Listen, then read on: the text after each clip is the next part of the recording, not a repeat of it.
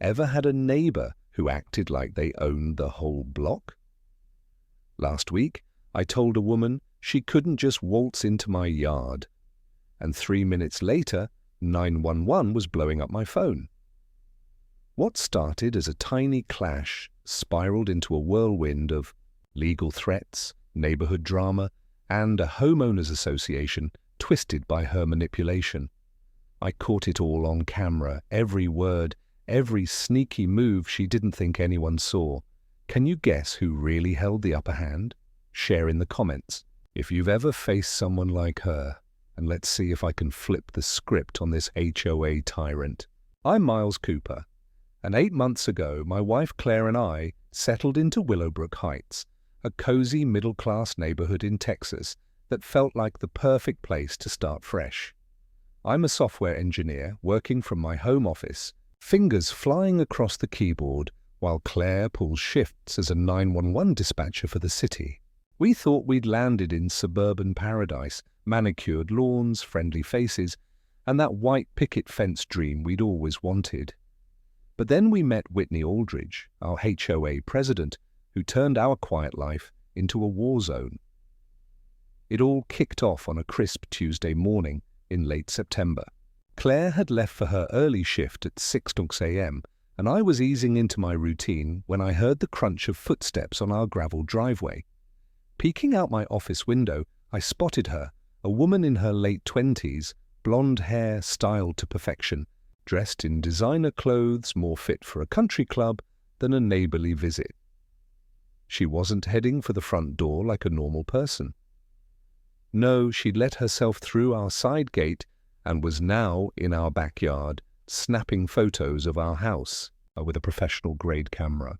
This wasn't a friendly hello, this was trouble. Which city in the United States are you watching from? Drop a comment and share with us if you've ever had a confrontation with the HOA. We'll narrate your story on our channel. I quickly grabbed my phone and started recording. As I walked outside, the woman didn't even acknowledge my presence at first, continuing to snap pictures of our patio furniture, our garden, and even our back door. When she finally noticed me, she didn't seem embarrassed or apologetic about being on our property without permission. Instead, she looked at me with the kind of expression you'd expect from someone who'd caught their teenager breaking curfew. Her name tag read Whitney Aldridge, HOA President, and she carried herself with the confidence of someone who believed rules were for other people, not for her. "Excuse me," I said, trying to keep my voice calm and professional, "but you're on my property without permission. I'm going to need you to leave." Whitney stopped taking photos and turned to face me fully, her expression shifting from casual indifference to something that looked almost amused. She adjusted her oversized designer sunglasses and smiled in a way that didn't reach her eyes. "Mr. Cooper, I presume? I'm Whitney Aldridge, president of the Willowbrook Heights Homeowners Association. I have the authority to conduct compliance inspections of all properties in this neighborhood." I felt my jaw tighten as I processed what she just said. The law doesn't allow someone to enter private property without permission, HOA president or not. And I told her exactly that. "Mom, the law doesn't permit you to do that without a court order," I replied, still recording on my phone. "You can inspect what's visible from the street or common areas, but stepping onto my property requires my permission, which you don't have." Whitney's smile grew wider, but there was something cold about it now. She took a step closer to me, her voice taking on a condescending tone that made my skin crawl. "Mr. Cooper, I think you're confused about how things work in this neighborhood. As HOA president, I have certain rights and responsibilities that supersede your misunderstanding of property law." She gestured around our backyard as if she owned it herself. "This inspection is necessary to ensure compliance with our community standards, and I suggest you cooperate." The audacity was breathtaking. Here was someone who had illegally entered my property, was refusing to leave when asked, and was now trying to lecture me about law while clearly violating it herself. I kept my phone recording, and took a deep breath, reminding myself that losing my temper wouldn't help the situation. Whitney, you need to leave my property right now. If you have concerns about HOA compliance, you can address them through proper channels, but this isn't one of them. For a moment, we stood there in silence, and I could see her calculating her next move. Finally, she lowered her camera and gave me that cold smile one more time. "You'll be hearing from the HOA very soon, Mr. Cooper," she said, walking toward our side gate. "I hope you understand that cooperation makes things much easier for everyone involved." As she left, I couldn't shake the feeling that this was just the beginning of something much bigger. I had no idea how right I was or how much Whitney Aldridge was willing to escalate things to get what she wanted. What I also didn't know was that my wife, Claire, working her shift at the emergency dispatch center across town, would soon become the key to unraveling Whitney's entire scheme. But that revelation was still several chapters away, and first, I had to survive what Whitney had planned for me next. The letter arrived exactly 48 hours later, delivered by certified mail with all the official formatting that's designed to make you think you're in serious legal trouble. The Willowbrook Heights Homeowners Association letterhead sat prominently at the top, followed by Whitney Aldridge's signature and the word violation stamped in red ink across the page. As I read through the list of alleged infractions, I realized that Whitney hadn't just been taking random photos during her illegal visit to my backyard. She'd been building a case against me based on completely fabricated violations. According to the letter, I was being fined $750 for multiple violations, each more ridiculous than the last. The first violation claimed that keyboard typing sounds during afternoon hours violate the community quiet time regulations established for daytime rest periods. I had to read that sentence 3 times before it sank in. They were finding me for typing on my computer during my work hours in my own home office. The second violation stated that our front door color was not within the approved earth tone palette as specified in Section 12 of the HOA guidelines. Our door was painted forest green, a color that had been pre-approved when we bought the house. The third violation was perhaps the most absurd. Vehicle parking angle exceeds the 45-degree maximum deviation from curb alignment during non-emergency periods. I immediately pulled out our original HOA documents and spent the next 2 hours going through every single page, searching for these alleged regulations. The typing noise rule didn't exist anywhere in our HOA guidelines. The door color specification mentioned earth tones but specifically listed forest green as an acceptable option. As for the parking angle rule, there was absolutely no mention of any degree requirements for how residents could park their cars in their own driveways. Whitney hadn't just bent the rules. She'd completely invented new ones and was hoping I wouldn't bother to check. My first instinct was to call the HOA office and straighten this out over the phone. But something told me to document everything first. I photographed every page of our original HOA documents, took pictures of our front door and our car's parking position, and even recorded the ambient noise levels in our neighborhood during what Whitney called quiet time hours. If she wanted to play games with documentation, I'd make sure I had better documentation than she did. When I finally called the HOA office, Whitney herself answered the phone, and her tone immediately shifted from professional to barely concealed irritation when she heard my voice. "Mr. Cooper," she said, "I trust you received our violation notice. The fines are due within 10 business days, and I strongly recommend you address these issues promptly to avoid additional penalties." I explained that I'd reviewed our HOA documents and found no basis for any of the violations she'd cited. Whitney's response was swift and dismissive. "Mr. Cooper, the regulations I cited are part of our updated community standards that were approved at our last board meeting. Your copy of the HOA documents may be outdated." When I asked for a copy of these updated regulations, she claimed they were still being formatted for distribution, but assured me they were legally binding nonetheless. That evening, I decided to talk to my neighbor, Frank Dugan, a retired police officer who'd lived in Willowbrook Heights for over 15 years. Frank was the kind of neighbor everyone hopes to have: friendly, knowledgeable, and always willing to lend a hand or offer advice.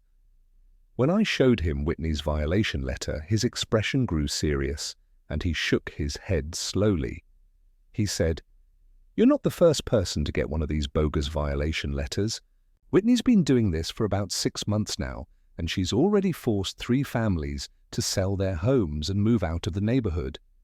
Frank explained that Whitney's pattern was always the same: fabricated violations, escalating fines, and legal threats until families gave up and sold their houses below market value. Frank's revelation hit me like a cold splash of water. This wasn't about HOA compliance or community standards. This was a systematic campaign to force specific families out of the neighborhood. When I asked Frank why Whitney would target us specifically, his answer made my blood run cold.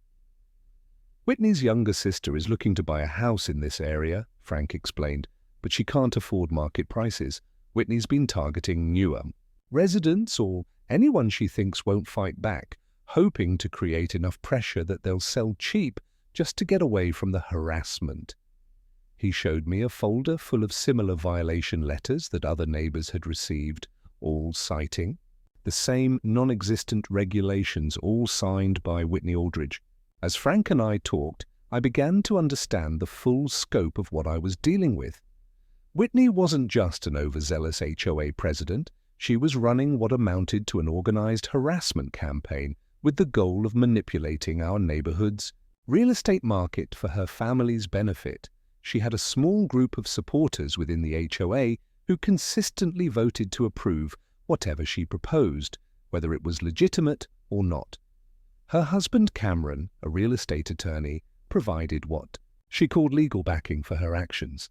Though Frank suspected Cameron's expertise was limited to property transactions and didn't extend to the kind of harassment and intimidation tactics Whitney was employing, the weight of the situation settled on my shoulders as I walked back to my house that night.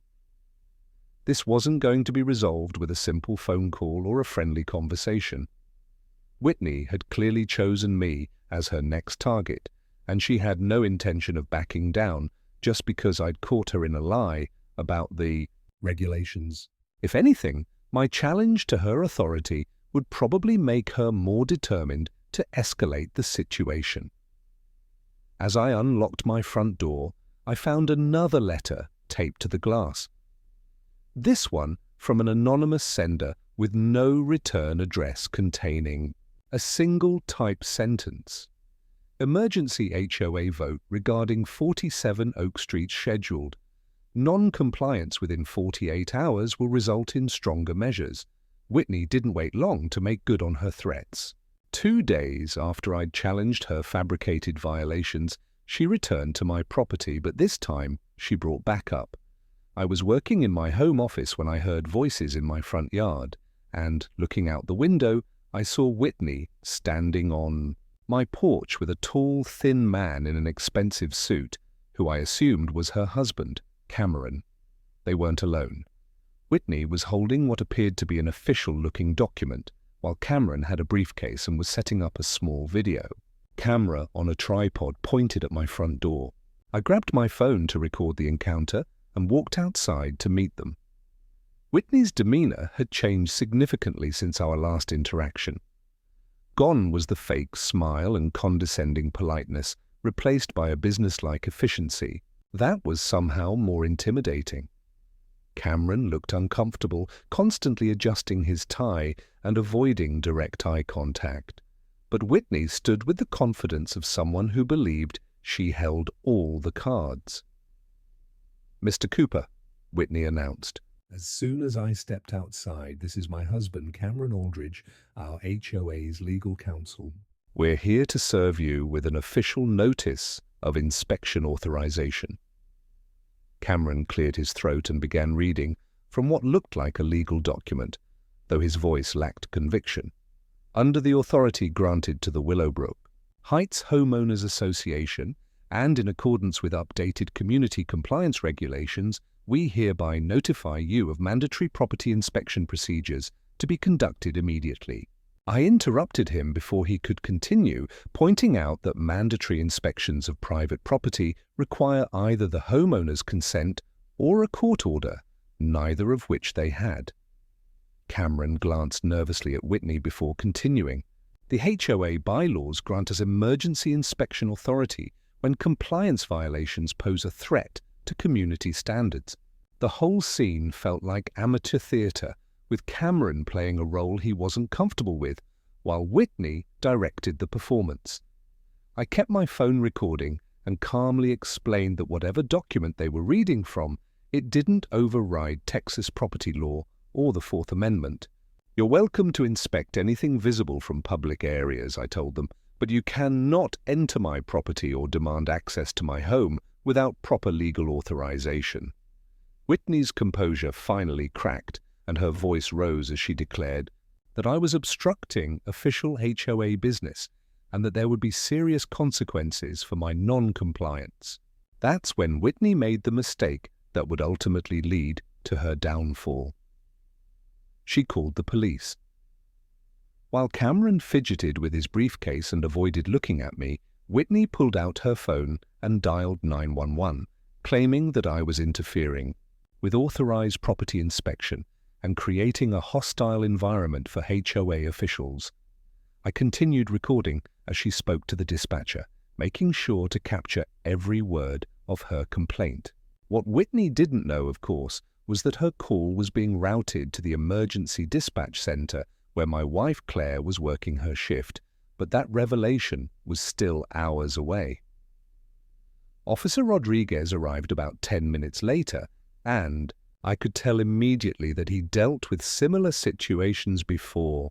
He listened patiently as Whitney explained her version of events, waving her pseudo-official documents and insisting that I was violating multiple HOA regulations and obstructing their investigation.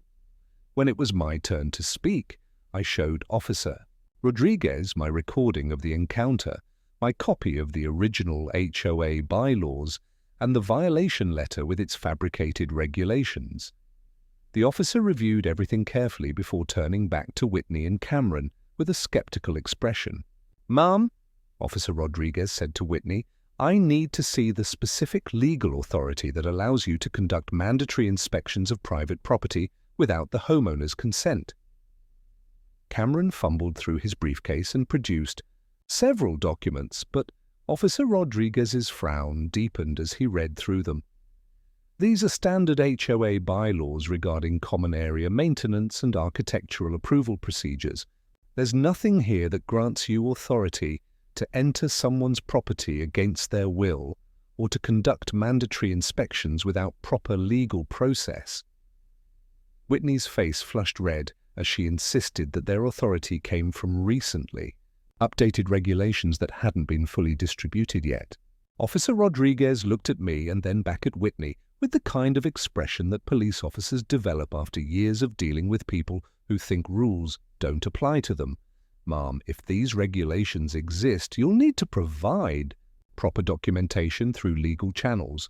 What you cannot do is trespass on someone's property or use emergency services to resolve what appears to be a civil HOA dispute."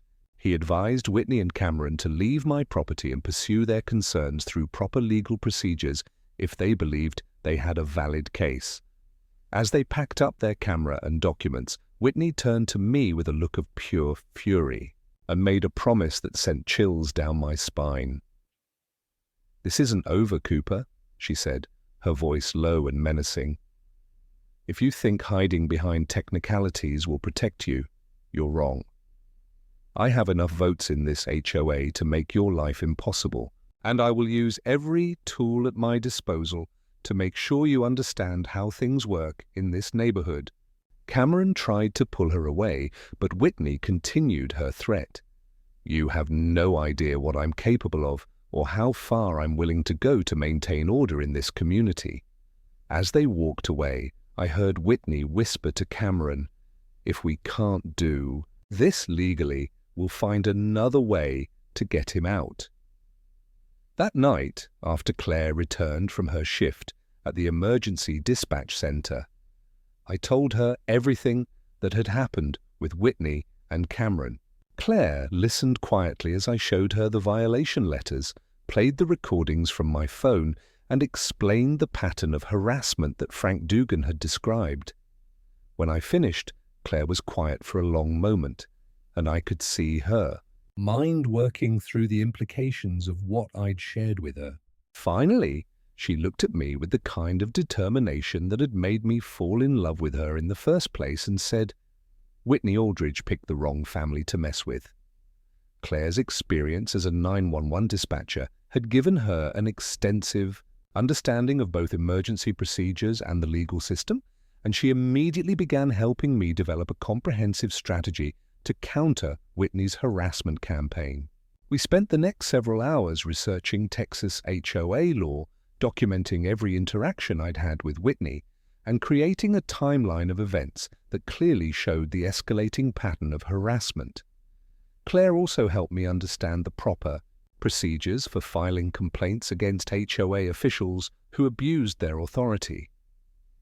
The next morning, I decided to reach out to Eleanor Bates, a 52-year-old widow who lived 2 houses down from us and who Frank had mentioned as someone who'd had conflicts with Whitney in the past.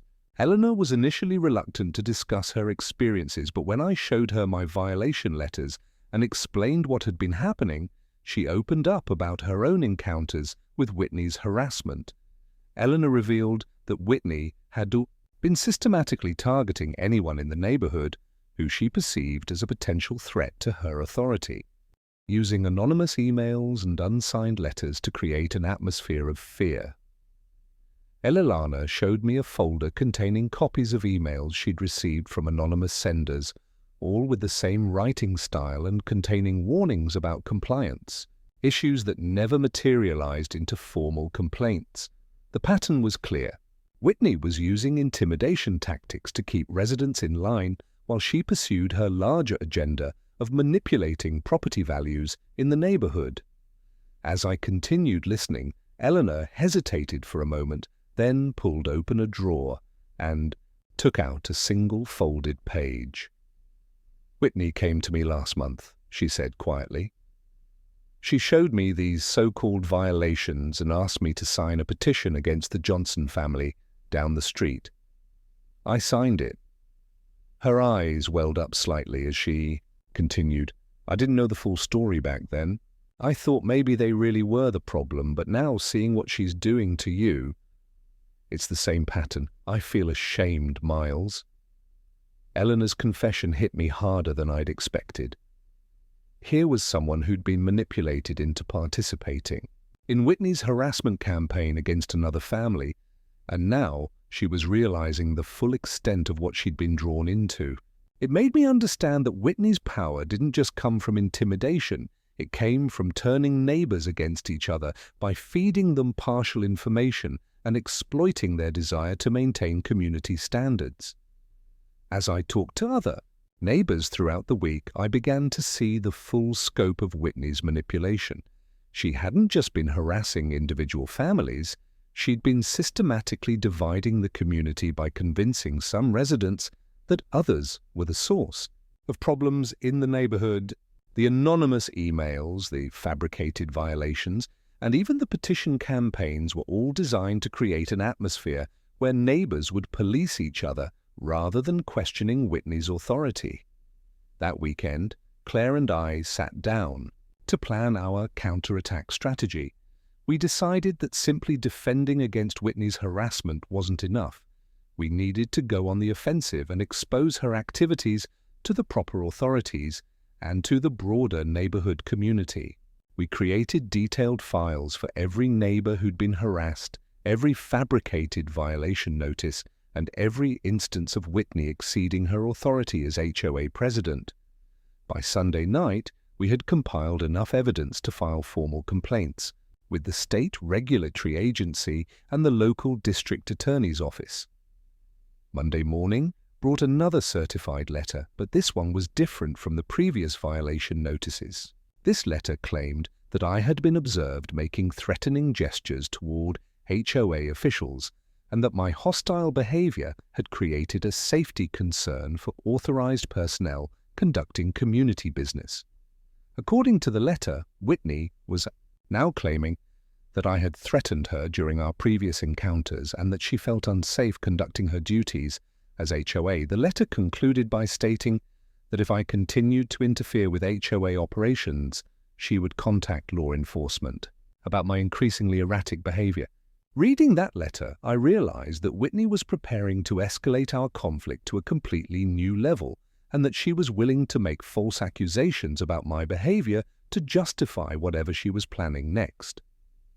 I immediately called Claire at work to warn her about the letter and to let her know that Whitney might be planning to contact the police with false reports about me. There was a long pause on the other end of the line before Claire spoke. And when she did, her voice carried a weight I'd never heard before. "Miles," she said quietly, "I've dispatched over 200 tense calls in my career, but I've never had to dispatch a call targeting my own husband. My heart is racing, just thinking about it. I can't let that show if it happens. But when someone like..." Whitney starts screaming into the phone. "All I'll be able to think about is, will today be the day we lose everything just because we wouldn't give in to her?" Her vulnerability in that moment hit me harder than any of Whitney's threats had. Claire was always the strong one, the professional who could handle any crisis, but now she was facing the possibility of having to maintain her composure while her own family was under attack. "If anything happens," Claire continued, her voice steadying, "you cannot react impulsively. I'll handle it from my position. But this HOA situation, they're not playing by normal rules. We need to be smarter than they are, because if Whitney calls 911 with false reports about you, that's a felony. Making false reports to emergency services is a serious crime. And if she goes down that path, she's going to face much more serious consequences than just losing her position as HOA president." Wednesday afternoon brought the confrontation I'd been dreading since reading Whitney's letter about alleged threats and safety concerns. I was working in my home office when my phone buzzed with a text message from Frank Dugan. The message was short but ominous. "Careful. Heard from someone she's bringing a cameraman. Don't engage." It made my hands shake slightly. Frank never texted, unless he was absolutely sure about his information, and the fact that he'd felt compelled to warn meant that whatever was coming had been carefully orchestrated. Within minutes of receiving Frank's warning, I heard familiar voices in my front yard. Whitney had returned, but this time she'd brought not only Cameron, but also a professional-grade video camera and what appeared to be an official-looking clipboard with multiple forms attached. Through my window, I could see Whitney setting up the camera while Cameron arranged several documents on a small folding table they brought with them. This wasn't a casual visit or even another attempt at intimidation. This was a planned event, and Frank's warning had confirmed that Whitney was about to spring whatever trap she'd been preparing. I grabbed my phone to record the encounter and walked outside to meet them, keeping my voice calm and professional, despite the adrenaline coursing through my system. Whitney looked up from her camera set up with a cold smile that didn't reach her eyes, and I noticed that she was wearing what appeared to be a small recording device clipped to her jacket lapel. She announced in a voice loud enough to carry to neighboring houses, "We're here to conduct the mandatory compliance inspection that you've been illegally obstructing. This is your final opportunity to cooperate with official HOA procedures before we're forced to take more serious action." I kept my phone recording and calmly explained that they had no legal authority to conduct mandatory inspections of my property without my consent or a court order, just as I'd explained during our previous encounters. Whitney's expression didn't change, but I could see Cameron shifting uncomfortably as he realized that I wasn't going to be intimidated by their elaborate setup. "Mr. Cooper," Whitney continued, her voice taking on a theatrical quality that seemed designed for the camera. Your continued obstruction of official HOA business is creating a hostile environment and preventing us from fulfilling our community obligation. When I again declined to allow them onto my property, Whitney turned to Cameron and nodded. Cameron pulled out his phone and began dialing while Whitney spoke loudly enough for her recording device to pick up every word. My husband is now calling. Law enforcement to report your threatening behavior and your interference with authorized community business. We've documented multiple instances of your hostile actions, and we can no longer ensure our safety while attempting to perform our duty. I continued recording as Cameron made his call, catching every word of his conversation with what I assumed was a police dispatcher. What none of us knew at that moment was that Cameron's call to 911 was being routed through the city's emergency dispatch system, where my wife Claire was working her regular afternoon shift. Claire later told me that she recognized Whitney's voice in the background of Cameron's call, having met Whitney at several neighborhood events over the past few months. More importantly, Claire's training as a dispatcher had taught her to listen carefully for inconsistencies and false reports, and Cameron's description of events immediately raised red flags for her professional instincts. Within 2 hours of the police visit, my phone started buzzing with messages and calls from people I hadn't heard from in months. Word was spreading through social media and neighborhood gossip networks that I'd been involved in some kind of confrontation with the HOA that required police intervention.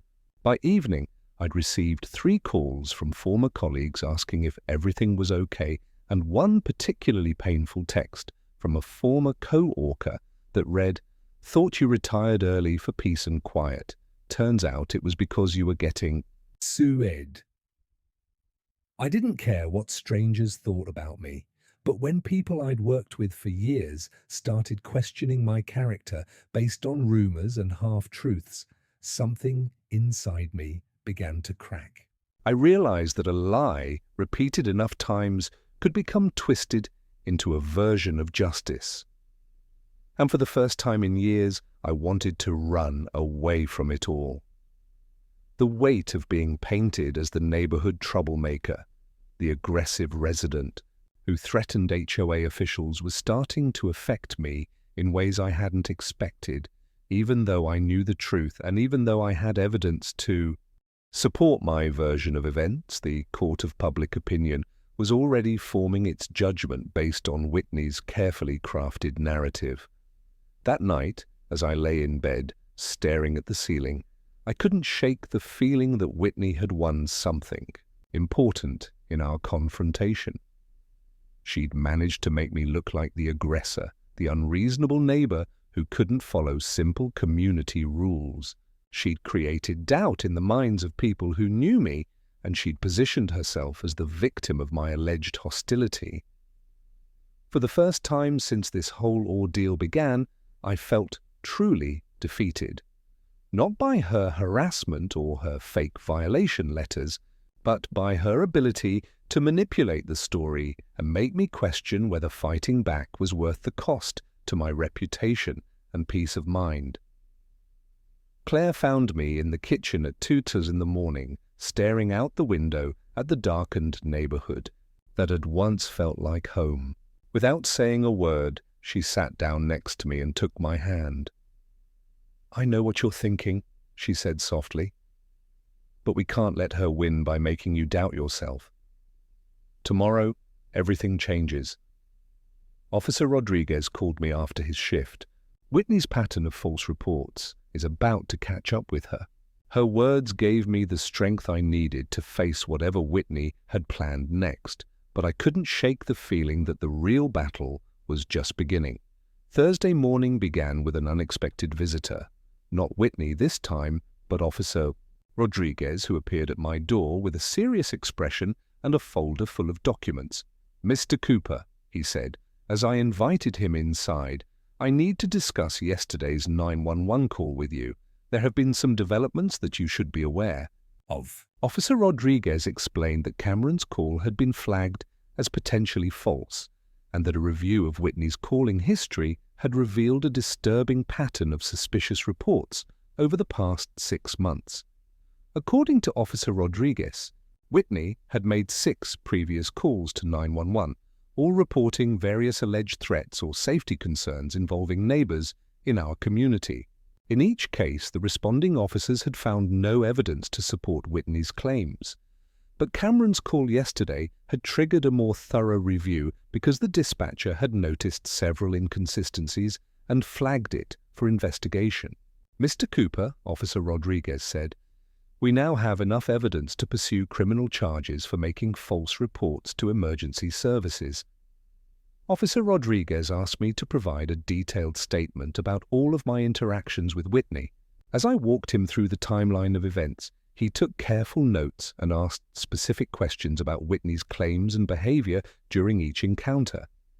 When I showed him the violation letters with their fabricated regulations, Officer Rodriguez shook his head. "Mr. Cooper, these letters could constitute harassment, intimidation, and possibly fraud." After Officer Rodriguez left, I called Claire at work to update her on the morning's development. Claire listened to my summary of the police investigation and then said something that made my heart skip a beat. "Miles, I need you to know that I was the dispatcher who took Cameron's call yesterday. I've been working with my supervisor to document everything Whitney and Cameron said, and we've built a very strong case for criminal charges. The realization that my wife had been directly involved in handling Whitney's false emergency report added a new dimension to our situation." Claire explained that Cameron's call had raised immediate red flags because of its inconsistencies and vague allegations. Whitney's previous calls had all followed the same pattern, suggesting a deliberate strategy of using emergency services to harass neighbors rather than address genuine safety issues. Miles, Claire said, "Whitney's been committing crimes for months, and now we have all the evidence we need to prove it." That afternoon, I received an unexpected phone call from Eleanor Bates, who sounded more upset than I'd ever heard her. "Miles," she said, "Whitney just left my house and you need to know what she's planning. She came here trying to get me to sign some kind of petition against you, claiming that you're a danger to the neighborhood." Eleanor explained that Whitney had shown her edited video footage from yesterday's confrontation, carefully edited to remove context and make it appear that I had been aggressive and uncooperative. Eleanor continued, "Whitney told me that she's planning to present this petition and video evidence at an emergency HOA meeting tomorrow night, and that she's going to ask for a vote to have you and Claire removed from the neighborhood. The idea that Whitney was planning to manipulate an HOA meeting with false evidence was disturbing enough. But Eleanor's next revelation was even more alarming. Whitney also told me that if the HOA vote doesn't work, she's prepared to file for a restraining order against you." As Eleanor spoke, I realized that Whitney was preparing for a final, desperate escalation of her harassment campaign. She had apparently decided that if she couldn't force me out through fake violation letters and intimidation tactics, she would try to use the legal system itself as a weapon against me. The thought of having to defend myself against false accusations in court was both frightening and infuriating. That evening, as Claire and I discussed the day's revelations, we realized that Whitney's escalation had actually worked in our favor by providing us with clear evidence of her criminal behavior. Claire's involvement as the dispatcher who had taken Cameron's false 911 report meant that we had professional documentation of Whitney's crimes. "Miles," Claire said, "Whitney thinks she's been clever, but she's been leaving a trail of evidence every time she makes a false report."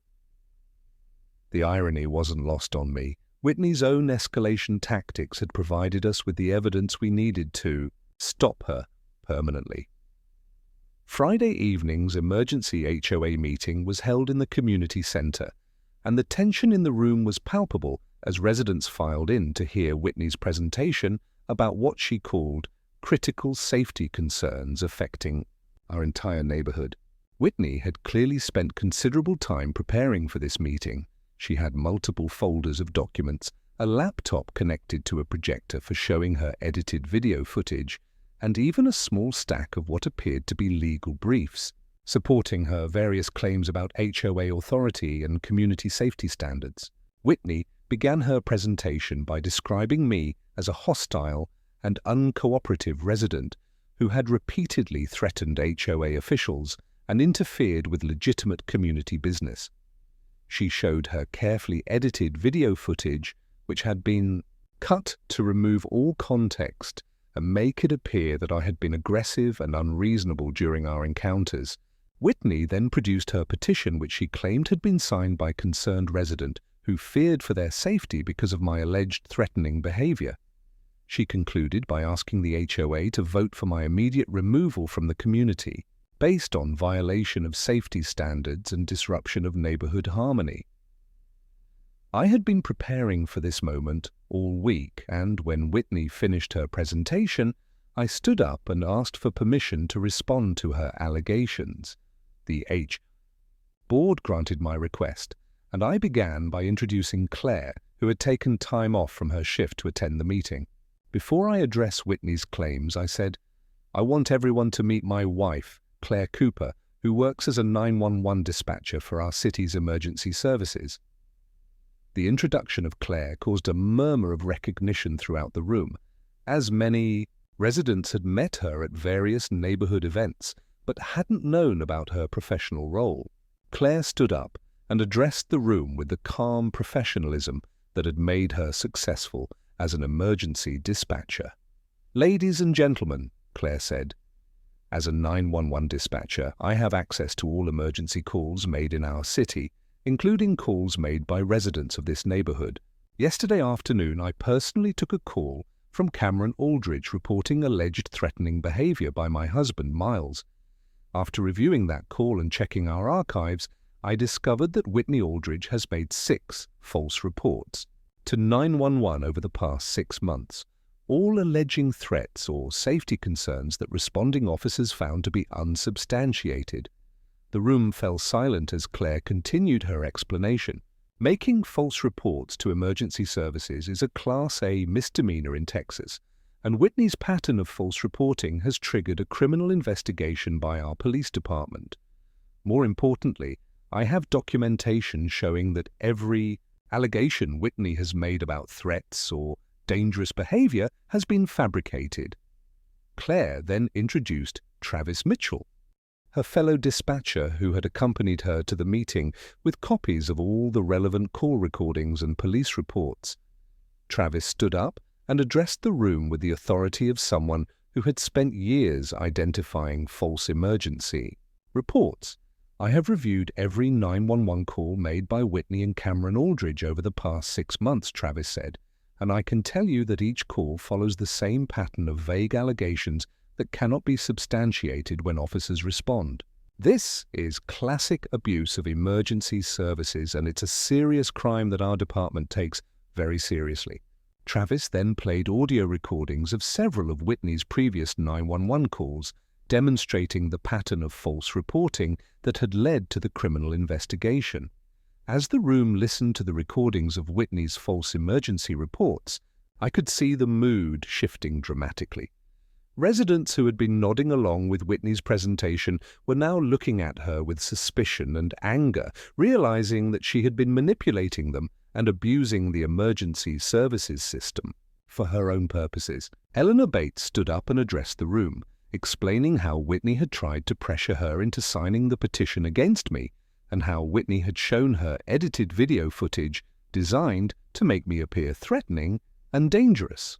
Frank Dugan then stood up and shared his own experiences with Whitney's harassment campaign, including the violation letters he'd received and the pattern of intimidation he'd observed over the past year. One by one, other residents began sharing their own stories of harassment, fabricated violations, and intimidation tactics that Whitney had used against them. What had started as Whitney's attempt to rally the community against me had turned into a community-wide revelation about the extent of Whitney's abuse of power and illegal activities. Whitney sat in stunned silence as the evidence mounted against her, with Cameron looking increasingly pale as he realized the legal implications of their false 911 reports. Officer Rodriguez, who had been invited to attend the meeting, stood up and addressed the room about the ongoing criminal investigation. "Ladies and gentlemen," Officer Rodriguez said, "based on our investigation, we will be filing criminal charges against Whitney Aldridge for making false reports to emergency services, harassment, and abuse of process. We're also investigating possible fraud charges related to the fabricated HOA violation letters and fines."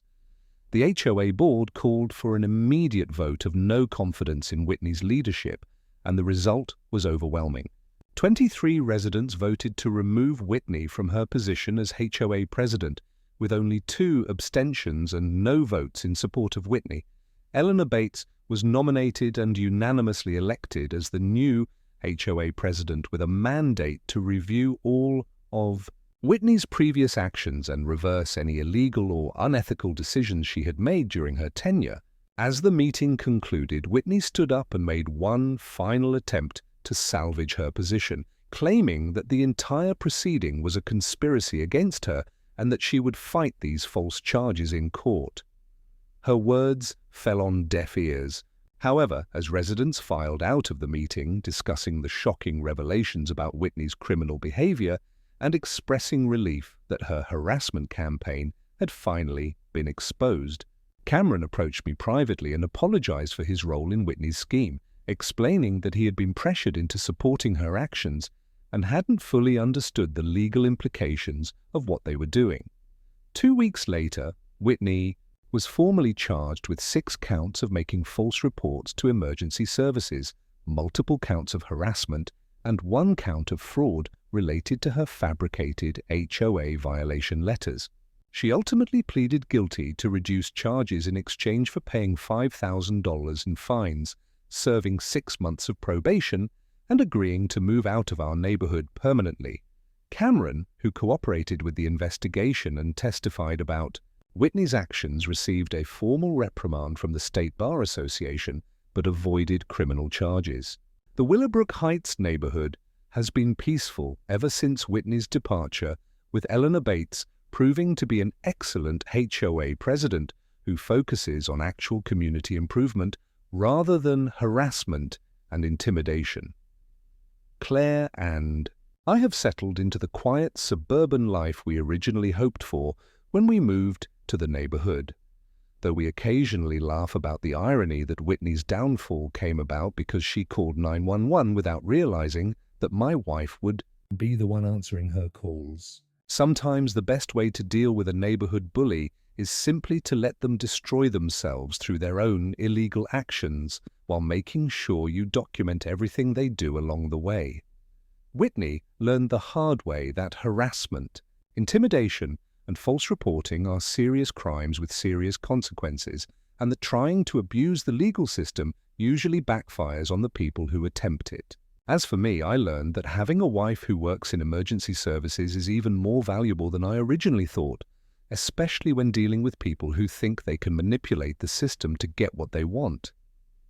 6 months have passed since Whitney's removal from the HOA presidency, and life in Willowbrook Heights has returned to the peaceful suburban existence that Claire and I had hoped for when we first moved here. Eleanor Bates has proven to be everything Whitney wasn't: fair, transparent, and focused on actually improving our community rather than using her position to pursue personal vendettas. Under Eleanor's leadership, the HOA has implemented new policies requiring transparency in all decisions, proper documentation for any violation notices, and clear appeals processes for residents who believe they've been treated unfairly. Whitney ultimately pleaded guilty to reduced charges in exchange for paying $5,000 in fines, serving 6 months of probation, and agreeing to move out of our neighborhood permanently. The families she had previously forced out have filed civil lawsuits that resulted in substantial settlements. Cameron received a formal reprimand from the State Bar Association, but avoided criminal charges by cooperating with the investigation. As for Claire and me, we've become somewhat of a legend in our neighborhood. The couple who stood up to the HOA bully and won, New residents often seek us out for advice about dealing with overzealous homeowners associations or difficult neighbors, and we're always happy to share the lessons we learned from our experience with Whitney. The most important lesson we tell them is to document everything. Know your rights and never let someone intimidate you just because they claim to have authority they don't actually possess. Claire continues her work as a 911 dispatcher and has become an expert on identifying false reports and harassment campaigns that use emergency services as weapons. Her experience with Whitney's false reports has made her better at her job and has probably prevented other families from going through the kind of harassment we experienced. Every now and then we hear updates about Whitney through the neighborhood grapevine. She moved to a different city after her probation ended, but apparently hasn't learned her lesson about respecting other people's rights and following the law. The experience taught me that standing up to bullies isn't just about protecting yourself. It's about protecting your entire community from people who abuse positions of authority for their own gain.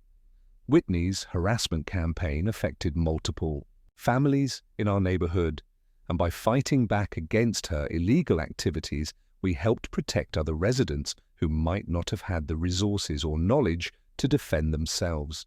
Sometimes doing the right thing means accepting that conflict is inevitable, but the alternative, letting bullies operate without consequences, is far worse for everyone involved.